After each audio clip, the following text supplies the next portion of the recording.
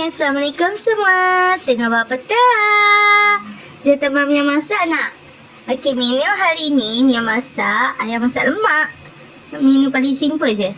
So, mula-mula kita capak ke serai, cili padi, bawang merah dengan halia sikit.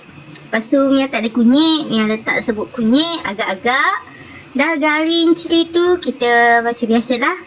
Masakkan ayam tu sikit bagi dia serap cili-cili padi tu.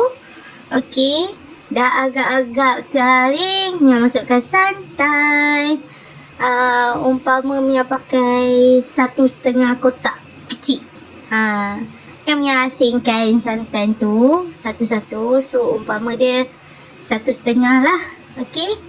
Lepas tu Mia letak air, Mia letak asam keping, Mia letak kentang, chicken stock, garam, gula. Itu je.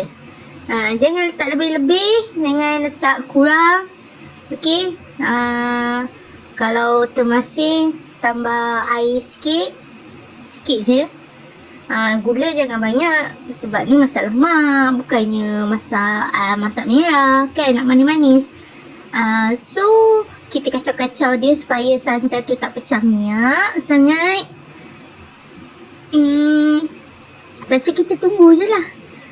Tunggu dia sampai masak. Dah agak-agak kuah tu dah surut sikit. Macam tu lah. Dia macam nampak, colour dia nampak macam cair. Tapi bila dah sejuk dia pekat je. Sebab kentang tu kan keluar kanji juga kan. So bila kentang tu dah lama-lama dia pekat jugalah masak lemak ni. So dia tak cerai pun. Okay. So kita tunggu je lah. Tunggu dia masak sambil godek-godek, sambil masak nasi. Macam biasa. Kita mak-mak memang buat sambil-sambil. Sambil lap-lap kan. Macam tu lah Mia. Mia pun tak boleh tengok benda-benda terpecik-terpecik ni. Rimas. Sikit-sikit nak lap, sikit-sikit nak lap kan. So biar kentang empuk, ayam masak luar dalam. Okey.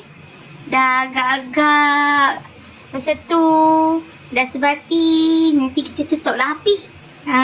Dia simple je. Okey, kalau korang nak macam ni juga kan, untuk lunch ke apa ke, boleh roger Mia. Okey. Mia boleh delivery je kat mana-mana. Home base dekat Wan Semaju. Apa-apa kita deal sampai jadi. See, dah pekat dah. Cantik je colour dia. Okey lah tu. Kan? Bye-bye. Assalamualaikum semua.